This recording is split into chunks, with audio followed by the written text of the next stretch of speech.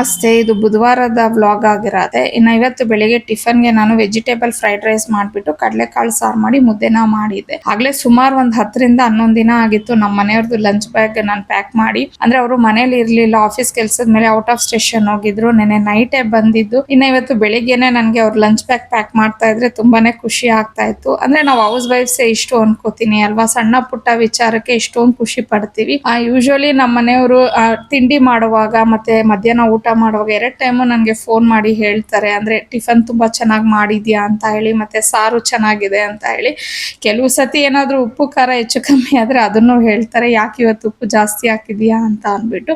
So ಅದನ್ನೆಲ್ಲ ನಾನು miss ಮಾಡ್ಕೊಂತಾ ಇದ್ದೆ ಸುಮಾರು ಒಂದು 10 ರಿಂದ 11 ದಿನ. ಇವತ್ತು ನನಗೆ ಬೆಳಿಗ್ಗೆನೆ ಕಾಲ್ ಬರುತ್ತೆ ಅವ್ರು ಟಿಫನ್ ಮಾಡುವಾಗ. ಸೊ ಅದನ್ನ ನೆನೆಸ್ಕೊಂಡೆ ಖುಷಿ ಆಗ್ತಾ ಇತ್ತು. ಇನ್ನ ನಾನು ಲಾಸ್ಟ್ ಟೈಮು ಈ ತರ ಲಂಚ್ ಬ್ಯಾಗ್ ನ ಪ್ಯಾಕ್ ಮಾಡುವಾಗ ಸುಮಾರು ಜನ ಲಿಂಕ್ ಕೇಳ್ತಾ ಇದ್ರಿ. ಇದನ್ನ ನಾನು ಡಿ ಮಾರ್ಟ್ ಅಲ್ಲಿ ಪರ್ಚೇಸ್ ಮಾಡಿ